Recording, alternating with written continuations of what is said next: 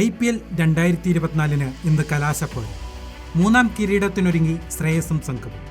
എതിരിടുന്നത് Australian നായകൻ പാറ്റ് കമ്മിൻസിനോട്. ഹൈദരാബാദിന് ഒരു ചരിത്രമുണ്ട്. കിരീടം നേടിയവരൊക്കെയും ഓസ്ട്രേലിയൻ നായകർ. 2009 ഡെക്കാൻ ചാർജേഴ്സ് ചാമ്പ്യന്മാരായി. ഹൈദരാബാദിനായി കപ്പടിച്ച നായകൻ ആദം ഗിൽക്രിസ്റ്റ്. 7 വർഷത്തിന് ശേഷം ചരിത്രം ആവർത്തിച്ചു.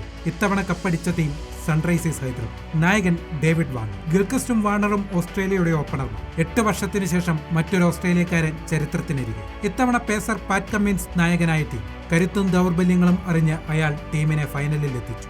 ഇനി ഒരു വിജയം ബാക്കി. ചരിത്രം ആവർത്തിക്കുമോ?